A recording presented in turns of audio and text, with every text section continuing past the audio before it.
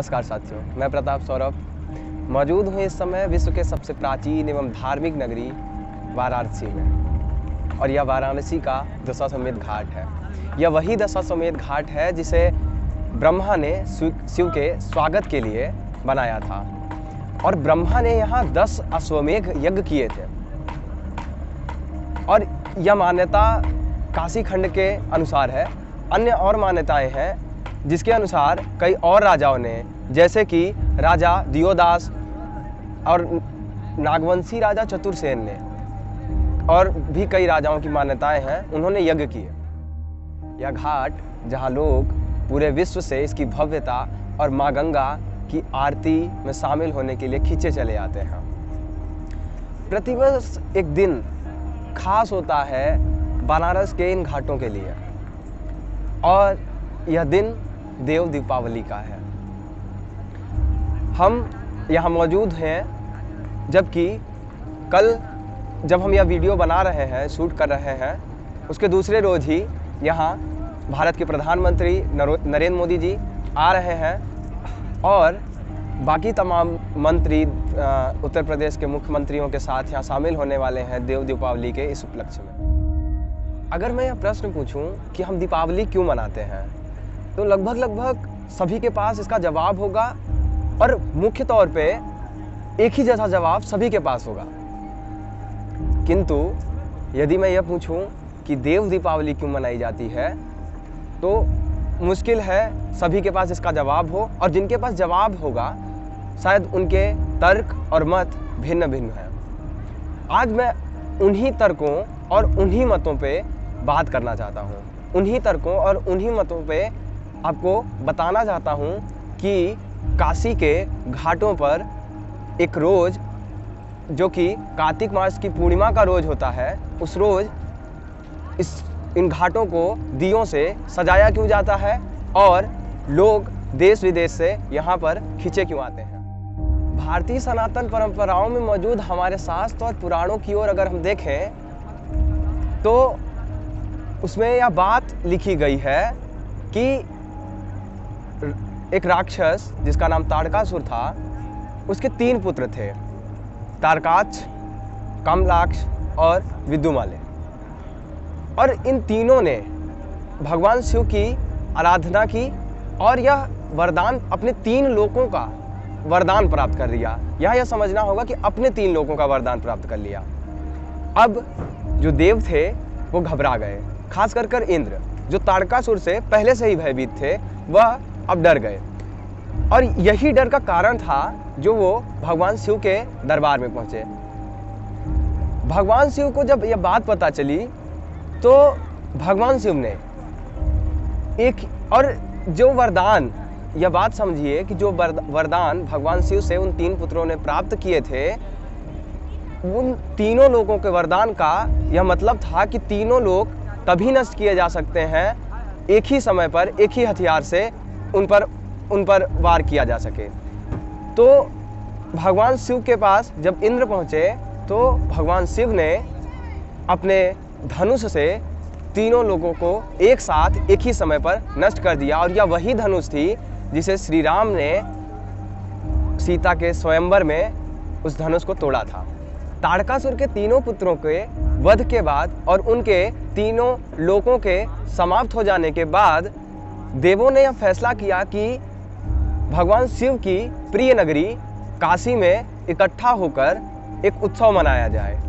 और वे उत्सव मनाने के लिए कार्तिक मास की पूर्णिमा की रोज काशी के घाटों पर इकट्ठा हुए, और यहीं से देव दीपावली की शुरुआत हुई। माना जाता है कि देवों ने अपनी पहली दीपावली काशी के इन्हीं घाटों पर कार्तिक पूर्णिमा की रोज मनाया। मैंने यह बात बिल्कुल शुरू में कही कि देव दीपावली को मनाने को लेकर कई सारे अलग अलग मत हैं। मैंने प्रमुख मत बताए अभी तक। मैं और मतों को जानने और समझने के लिए अपने साथी शिवशंकर की बात आपको सुनवाना चाहता हूँ। शिवशंकर। नमस्कार मित्रों, मैं शिव। जैसा कि मेरे मित्र ने बताया कि और भी मत हैं देव दीपावली को लेकर, देव दीपावली और जहाँ मौजूद हैं दशाश्वमेध घाट पर, इस दिन सुबह तीर्थयात्री स्नान करने आते हैं और इस दिन का विशेष महत्व है कि जो लोग स्नान करते हैं उनको मोक्ष की प्राप्ति होती है। और भी वैसे तो ये भी कहा जाता है कि किसी भी दिन काशी में मरने पर मोक्ष की प्राप्ति होती है, लेकिन इस दिन स्नान करने से जीवित रहते ही मोक्ष और सारे पापों से मुक्ति मिलती है। तो हम अन्य मतों पे चलते हैं। तो अन्य मत के अनुसार यह है कि आज ही के दिन भगवान शिव के बड़े पुत्र कार्तिक, जिनको दक्षिण में मुरुगन के भी नाम से जाना जाता है, उनका जन्म दिवस है। और एक मत है कि आज ही के दिन भगवान विष्णु ने मत्स्य अवतार का रूप धारण किया था। मत्स्य अवतार यानी हिरण्याक्ष का अंत करने के लिए, जो हिरण्यकश्यप का भाई था। तो इतने मतों के बाद भी अन्य मत हैं, जैसे कि एक मत है श्री राम से जुड़ा, उनके कुल से जुड़ा, कि विश्वामित्र, महर्षि विश्वामित्र जो अपनी तपस्या कर रहे थे और उन्होंने त्रिशंकु, जो इक्ष्वाकु वंश के राजा थे, लेकिन वो अपने क्षत्रिय धर्म और अपने सारे गुण खो चुके थे, उनको स्वर्ग में भेजना प्रारंभ किया अपने तपस्या के बल से। लेकिन इंद्र और अन्य देवता इससे कुपित हो गए और उन्हें फिर से पृथ्वी पर भेज दिया। विश्वामित्र ने इसे अपना अपमान समझा और एक अन्य स्वर्ग की रचना करने लगे, अन्य देवों की रचना करने लगे और उन्होंने उस स्वर्ग का नाम दिया त्रिशंकु स्वर्ग। फिर उन्होंने ये भी कहा कि अगर मुझसे इंद्र नहीं बन पाया तो मेरा जो स्वर्ग होगा वो इंद्र के बिना ही होगा।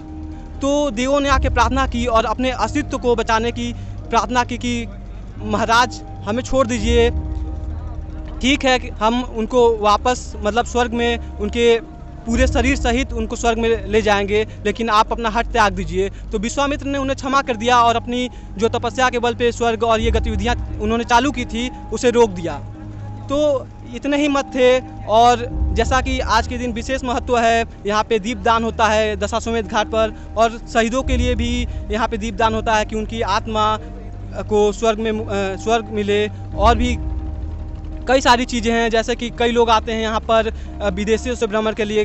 कल जैसा कि मेरे मित्र ने बताया, माननीय प्रधानमंत्री मोदी जी भी आ रहे हैं और उनके मंत्रीगण भी आ रहे हैं दिव्य दीपावली की छठा देखने। जैसा कि योगी आदित्यनाथ ने भी कहा है कि काशी की दिवाली दिव्य होगी, देव दिवाली दिव्य होगी। यानी कि जैसा कि अयोध्या में दीपावली के दिन हुआ था, हम वैसा उम्मीद कर सकते हैं देव दीपावली के दिन। और यहाँ पे देखिए पीछे सारा नज़ारा दिख रहा है। और कल के दिन प्रैक्टिस भी हुआ था लेजर शो का, जिसमें पौराणिक शास्त्रों की कहानियाँ दिखाई जाएंगी।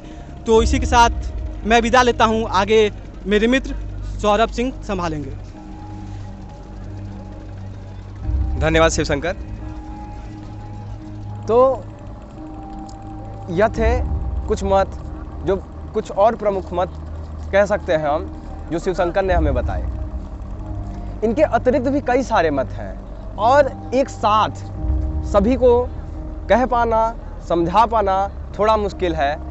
और अगर हम कोशिश करेंगे कि और कई सारे मत, तर्क और उनसे जुड़ी कहानियाँ आप तक लेकर आते रहें।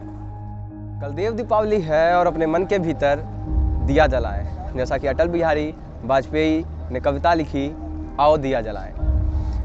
अपने मन के भीतर एक संकल्प लें, हम इस विश्व को एक ऊर्जा, एक रोशनी और इस पृथ्वी को बेहतर से बेहतर जीने लायक बनाएं।